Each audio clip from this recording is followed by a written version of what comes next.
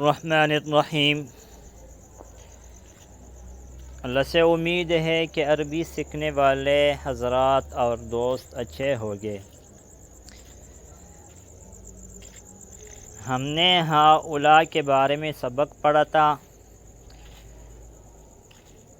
پھر اس کے تمرین پڑھ لیے، پھر ہؤلاء پڑھ لیا جو مؤنث کے لیے استعمال ہوتا ہے، اور آج ان کے تمرین پڑھیں گے۔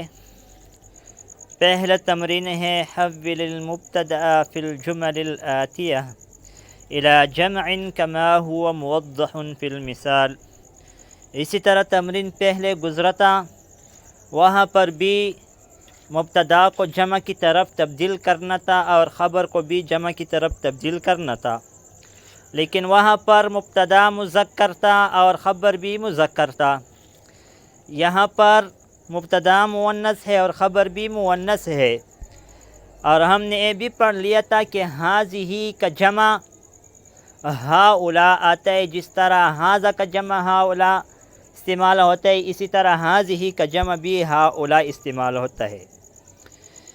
مثال ہے ہذہ بنت، اے لڑکی ہے، ہؤلاء بنات، اے لڑکیاں ہیں، بنات بنتن کی جمع ہے، ہؤلاء ہذہ کی جمع ہے، ہذہ طالبۃ، اے متعلمہ ہے، اے طالبہ ہے، ہؤلاء طالبات، اے سب طالبات ہے، ہذہ مدرسۃ، اے استانی ہے، ہؤلاء مدرسات، اے سب استانیہ ہے، ہذہ طبیبۃ، اے لیڈی ڈاکٹر ہے، ہؤلاء طبیبات، اے سب لیڈی ڈاکٹرز ہے، ہذہ مسلمۃ، اے مسلمان ہے، ہؤلاء مسلمات، اور اے مسلمات ہے، مسلمان ہے، سب مسلمان ہے، ہذہ زوجۃ، اے بیوی ہے،